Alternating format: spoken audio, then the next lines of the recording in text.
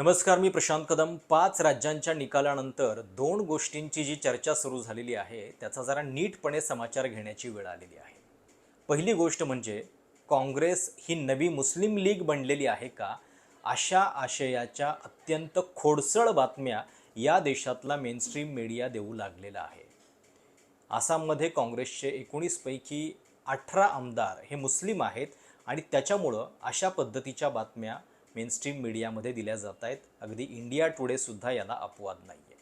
म्हणजे या देशामध्ये मुस्लिम आमदार निवडून येणं म्हणजे जणू गुन्हा आहे, अशा थाटामध्ये हे ॲनालिसिस केलं जातं आहे आणि काँग्रेसला त्या दृष्टीनं मुस्लिम लीग म्हणजे केवळ मुस्लिमांचा पक्ष बनत चालल्याप्रमाणे प्रोजेक्ट केलं जातं आहे. त्याच्याबद्दल आपण सविस्तरपणे बोलूच. दुसरी गोष्ट काय आहे तर तमिळनाडूमधलं जे सत्ता समीकरण आहे त्याच्यामध्ये आता TVKला अर्थातच 7 आमदारांची बहुमतासाठी गरज आहे आणि त्याच्यामध्ये काँग्रेसनं ज्या क्षणी TVKच्या सोबत जायचा निर्णय घेतलेला आहे त्या क्षणी काँग्रेसनं जणू TVKच्या DMKच्या पाठीत खंजीर खुपसला आणि हे करणं म्हणजे कसं अनैतिक आहे, अशा पद्धतीच्या प्रतिक्रिया काही ठराविक पत्रकारांकडून आणि माध्यमांच्या मधून येऊ लागलेल्या आहेत. म्हणजे ज्यावेळी भाजप आपल्या मित्रपक्षांच्या पाठीत खंजीर काय त्यांना पूर्णपणे नेस्तनाबूत करत असतं, त्यावेळी कुणाचा हा शब्द निघत नाही. भाजपबद्दल हे ॲनालिसिस होताना दिसत नाही. भाजप शिवसेनेसारखा पक्ष फोडतं, भाजप अकाली दलासोबत अनैतिक पद्धतीनं वागतं. आसाम गण परिषद आणि गोव्यामध्ये MGP बद्दल सुद्धा अशा पद्धतीनं वागतं. पण त्यावेळी या भाजपला अशा पद्धतीनं सुनावण्याचं धाडस जे आहे ते माध्यमांना होत नाही. काँग्रेसच्या बाबतीत मात्र तमिळनाडूमध्ये त्यांनी हा निर्णय घेतल्यानंतर जणू काही काँग्रेसनं आणि केवळ काँग्रेसनं या देशामध्ये आघाडी धर्माला हरताळ फासलेला आहे, अशा पद्धतीनं बातम्या येत आहेत. आता थोड्या वेळापूर्वी या सगळ्या पाठिंब्यासंदर्भात काँग्रेसनं आपली भूमिका पण जाहीर केलेली आहे, त्याच्याबद्दल पण आपण बोलूच. पण सुरुवात करूयात. काँग्रेस मुस्लिम लीग बनलेली आहे का, या आशयाची हेडलाईन काल दिवसभर इंडिया टुडे सारख्या अतिशय महत्त्वाच्या माध्यम संस्थेमध्ये होती आणि त्याच्या पाठीमागचं सत्य काय आहे म्हणजे IT सेलचे भाजपच्या अमित मालवीय हे पण ही यादी देऊन सांगतायत. Check the names of Congress MLAs in Assam, the pattern is hard to ignore, Congress is the new Muslim League. झालं, भाजपच्या IT सेलनं अजेंडा दिल्यानंतर याच धर्तीवरती सगळ्या बातम्या येऊ लागल्या. आता विचार करा, आसाममध्ये आमदारांची संख्या एकूण 126 आहे. आसाममध्ये मुस्लिमांचं पॉप्युलेशन 30 ते 33% आसपास आहे. मग किमान प्रपोर्शननुसार म्हणजे काँग्रेसचे जे 18 आमदार ठरतात हे 15% सुद्धा नाही आहेत एकूण पॉप्युलेशनच्या. काँग्रेसनं केवळ हिंदूंना मुस्लिमांनाच तिकीटं दिलेली आहेत का, असंही नाही आहे. तुम्ही ॲनालिसिस करताना असं म्हणू शकला असतात की काँग्रेसचा आसाममधला होल्ड जो आहे तो केवळ मुस्लिम एरियापुरता मर्यादित राहिला. हे म्हणणं एक वेळ ठीक आहे, पण काँग्रेस मुस्लिम लीग बनलेली आहे का, अशा पद्धतीची हेडलाईन देणं म्हणजे जणू थेटपणे भाजपचा अजेंडा चालवणं. आणि या देशाची घटना जे सांगते की लोकप्रतिनिधी असतील किंवा निवडणूक प्रचारसुद्धा तुम्ही धर्माच्या आधारावरती करू शकत नाही, तिथं काँग्रेसनं जणू पातक केल्याप्रमाणे हा प्रश्न विचारला जातो.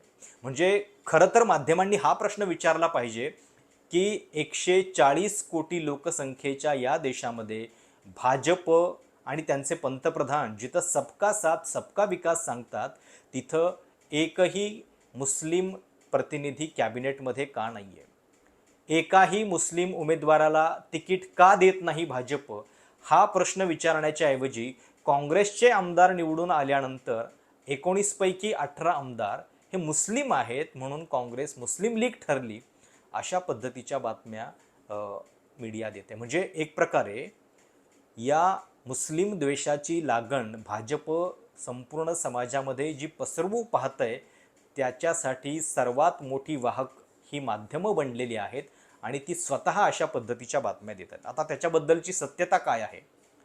काँग्रेसचे एकूण देशभरातले जर आमदार तुम्ही बघितले तर त्यांची संख्या आहे 664.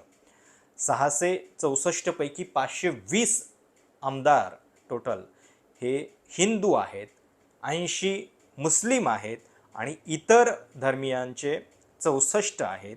म्हणजे 78% हिंदू, 12% मुस्लिम, 10% इतर धर्मियांचे. त्यामुळं जी लोकसंख्या आहे त्या प्रमाणामध्ये किमान हे पॉप्युलेशन ठरतं. पण त्याच्याबद्दल न बोलता माध्यमं अशा पद्धतीच्या बातम्या देतात. म्हणजे किती कमाल आहे बघा, की आसामच्या संपूर्ण निवडणुकीमध्ये इतका टोकाचा धार्मिक द्वेषाचा प्रचार झालेला होता, की जिथं स्वतः मुख्यमंत्री म्हणत होते मुस्लिमांच्याकडून वस्तू खरेदी करू नका, मुस्लिमांच्यामुळं भाज्या महागतायत, हिमंत बिश्वा शर्मा म्हणत होते. त्याच्यानंतर थेटपणे म्हणत होते, we don't need the Muslim votes, Muslim मतांची आम्हाला गरज नाही आहे. आणि इतकं जाहीरपणे म्हणणाऱ्या आणि तशा पद्धतीचा एक विखारी प्रचारसुद्धा त्यांनी आपल्या निवडणुकीमध्ये केलेला होता. निवडणूक रणनीती म्हणून भले त्यांना ते योग्य वाटत असेल, पण किमान माध्यमांनी तरी याचं भान राखलं पाहिजे की अशा पद्धतीच्या धार्मिक प्रचाराला तुम्ही सर्वमान्यता देताय. कि बीजेपी की आईटी सेल एक नैरेटिव बनाकर, मुझे लगता है कि कोई और नया हिरन आया होगा, पुराना हिरन है या नहीं मुझे नहीं मालूम, मीडिया में बांटा जाता है, मीडिया उसको दोहरा रही है। हैरान हुआ मैं सुनकर, और घिनौनी बात कि अरे साहब कांग्रेस एक नई मुस्लिम लीग बन गई। अरे शर्म करो साहब, आप कहते हो, अभी मैं शुभेंदु अधिकारी को सुन रहा था कि हमें मुसलमान के वोट की जरूरत नहीं है। कई लोग कह चुके हैं, हमारे असम के दोस्त भी कहते हैं हमें मुसलमानों की जरूरत नहीं है। आपको मुसलमानों की जरूरत नहीं है, मुसलमान देखता है कि और कौन कौन सी पार्टी लड़ रही है साहब, चलो बीजेपी को तो हमारी जरूरत है नहीं, बदरुद्दीन अजमल की पार्टी लड़ रही है, ओवैसी साहब की पार्टी लड़ रही है, और एक राष्ट्रीय स्तर की सेक्युलर पार्टी लड़ रही है। मुसलमान ने बीजेपी को मना किया, ठुकराया, बीजेपी ने भी मुसलमान को ठुकराया। मुसलमान ने बीजेपी की तरह की जो तथाकथित मुस्लिम पार्टीज हैं उनको भी ठुकराया। किसको वोट दिया? एक सेक्युलर पार्टी को वोट दिया। आपको उसमें भी शिकायत है। क्यों शिकायत है साहब? आप वोट को भी रंगीन क्यों बना रहे हैं कि साहब ये केसरिया रंग का वोट है, ये हरे रंग का वोट है, ये नीले रंग का वोट है? क्या है ये? 664 विधायक कांग्रेस के, उसमें 78% हिंदू और 12% मुसलमान, लगभग यही आबादी का प्रोपोर्शन है। मैंने ये देखा 78% हिंदू विधायक, 12% मुस्लिम। बोलने में शर्म आती है मुझे, इस तरह की बात इस दौर में हमें करनी पड़ रही है 21वीं शताब्दी में। आणि या देशामध्ये म्हणजे काँग्रेसनं एकूण आमदारांना जी तिकीट दिली त्यात काही केवळ मुस्लिमांना तिकीट दिलेली नव्हती आणि लोकसंख्येनुसार जे दिलेलं प्रपोर्शन होतं ते योग्यच होतं. बरं, दुसरी गोष्ट ही पण आहे की काही ठिकाणी जेव्हा भाजप मुस्लिम मतांवरती निवडून येतं तेव्हा ते अभिमानाने सांगतात की मुस्लिमांनी सुद्धा आम्हाला मतं दिलेली आहेत. पण काँग्रेसला मात्र मिळाली की तिथं लगेच मुस्लिम लीग बनलेली आहे का काँग्रेस, अशा पद्धतीची भाषा जी आहे ती मीडियाची होऊ लागलेली आहे. म्हणजे काय अवस्था झालेली आहे या देशातल्या मीडियाची तुम्हाला कल्पना येईल. आणि तीच गोष्ट तमिळनाडूमधल्या युतीबद्दल सुद्धा आपल्याला दिसते. आता या युतीची पार्श्वभूमी अशी आहे की DMK सोबत काँग्रेसची युती 2004 ते 13 पर्यंत होती. 13मध्ये ती युती तुटलेली होती. 16मध्ये पुन्हा ती युती जी आहे ती बनली आणि नंतर आजतागायत ती टिकून होती. DMK सोबत जरी काँग्रेसचे आत्ता खासदार निवडून आलेले असले तरी एक गोष्ट लक्षात घ्या, DMKनं मागच्या वेळीसुद्धा काँग्रेसला सत्तेत वाटा जो आहे तो दिलेला नव्हता. मागच्या वेळी काँग्रेसचे 18 आमदार निवडून आलेले होते. 18 आमदार असताना सुद्धा त्यांना सत्तेत वाटा जो आहे तो DMKनं दिलेला नव्हता. आता जर TVK त्यांना सत्तेत वाटा देत असेल 5 आमदारांच्या जोरावरती, तर काँग्रेसनं का जायचं नाही? त्यांनी त्यांच्या राजकारणाच्या दृष्टीनं प्रॅक्टिकल निर्णय घेतला तर त्याच्याबद्दल इतकी आवई का उठवली जाते? आणि हे प्रश्न भाजपला विचारले जात नाहीत. भाजप आपल्या मित्रपक्षांसोबत काय करतं? भाजप आधी एक सांगतं आणि नंतर काश्मीरमध्ये मुफ्ती मेहबूबा मुफ्ती यांच्यासोबत युती करतं, सरकार स्थापन करतं. तेव्हा या सगळ्यांची नैतिकता जी आहे ती कुठं गेलेली असते? काँग्रेसच्या बाबतीत मात्र लगेचच विश्लेषण सुरू होतं आणि बॅकस्टॅबर, काँग्रेस ही जणू बॅकस्टॅबर बनलेली आहे तमिळनाडूमध्ये, अशा पद्धतीचं चित्र वर्णन करायला सुरुवात झालेली आहे. मग त्याच्यासाठी वेगवेगळे उदाहरणं दिली जात आहेत की बघा DMK-मुळंच काँग्रेसचे हे आमदार निवडून आलेले आहेत वगैरे वगैरे. पण एक लक्षात घ्या की मुळात TVK सोबत आत्ता जी युती काँग्रेस करतंय त्याच्यामध्ये जर त्यांना सत्तेचा वाटा मिळत असेल, आणि दुसरी गोष्ट म्हणजे या संपूर्ण अलायन्समध्ये काँग्रेसची ही अट आहे की TVKनं कधीही सेक्युलर पॉलिटिक्स जे आहे ते सोडू नये आणि इतरांशी युती करू नये. ती जर युती केली तर आम्ही त्यांना मी त्यांचा पाठिंबा जो आहे तो काढून घेऊ किंवा त्यांच्यासोबत आम्ही राहणार नाही. म्हणजे एखादा तामिळनाडूमधला TVK सारखा पक्ष हा भाजपसोबत जाण्यापासून जर रोखू शकत असतील काँग्रेस आपल्या थोड्याफार आमदारांच्या जोरावरती, तर ते करणं हे त्यांचं राजकीय शहाणपण नाही आहे का? आणि त्यांच्या राजकीय शहाणपणाला बॅकस्टॅबिंगचं लेबल दिलं जातं. भाजपच्या अशा कृत्यांना मात्र चाणक्य नीती वगैरे करून गौरवलं जातं. थोड्या वेळापूर्वी काँग्रेसने एक पत्र जाहीर केलेलं आहे आणि त्या पत्रात म्हटलेलं आहे की TVKचे जे चीफ आहेत जोसेफ विजय यांनी आम्हाला विनंती केली सपोर्टबद्दल, आणि त्याच्यानंतर आम्ही त्यांना हा सपोर्ट जो आहे सत्ता स्थापनेसाठी तो देत आहोत. काँग्रेसनं त्याच्यामध्ये काही अटी टाकलेल्या आहेत, मी तुम्हाला त्या वाचून दाखवतो.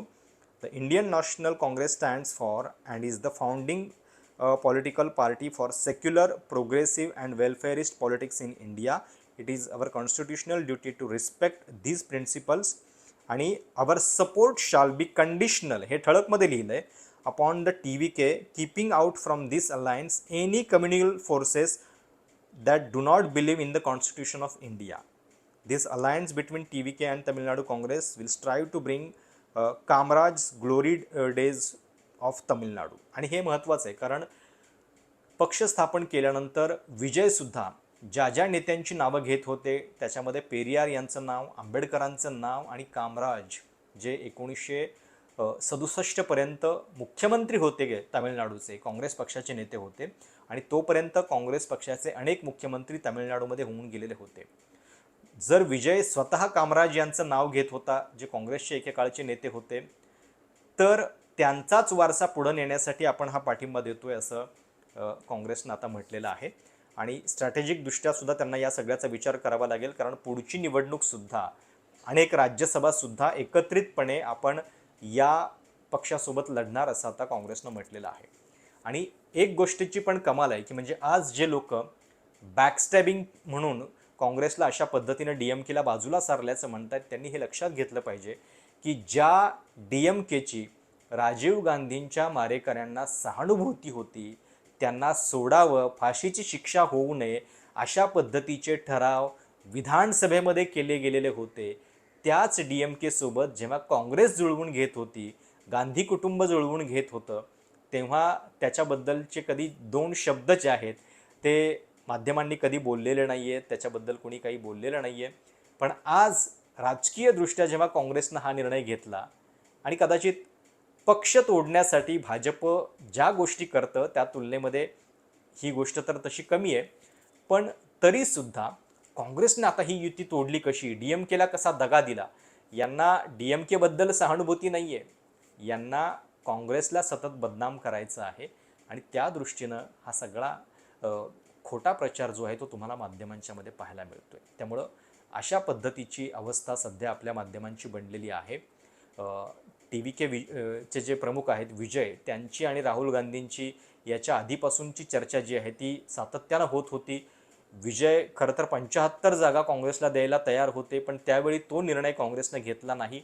आता किमान 5 आमदारांच्या जोरावर तरी ही युती जी आहे ती होताना दिसते. आणि त्यानिमित्तानं चित्र काय दिसतंय तर दक्षिण भारतामध्ये कर्नाटक, त्याच्यानंतर तेलंगणा, केरळ आणि आता तमिळनाडू या राज्यामध्ये काँग्रेस सत्तेमध्ये असेल.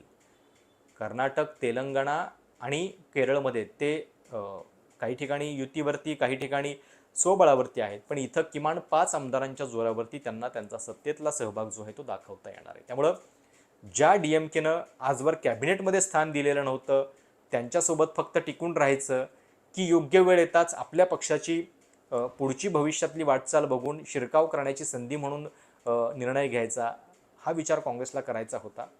पण त्याच्याबद्दल जी दुटप्पी नीती आपल्याला दिसतीये, माध्यमांचं सगळं धैर्य टीका करण्याचा सगळा रोख जो आहे तो अजूनही विरोधकांच्याकडेच असतो आणि तोच याही घडामोडींमध्ये आपल्याला पाहायला मिळतोय. तुम्हाला या सगळ्याबद्दल नेमकं काय वाटतं? तुमच्या प्रतिक्रिया, सूचना आवर्जून कळवा आणि स्वतंत्र पत्रकारितेला पाठिंबा म्हणून तुमचा सहभाग जो आहे तो या चॅनलमध्ये अधिकाधिक नोंदवा. लाईक, शेअर आणि कमेंट करा आणि जमल्यास सबस्क्रिप्शन पण घ्या, जेणेकरून मेनस्ट्रीम माध्यमांमध्ये तुम्हाला ज्या गोष्टी ऐकायला मिळत नाहीत त्या इथं या प्लॅटफॉर्मवरती ऐकत राहायला मिळतील. धन्यवाद.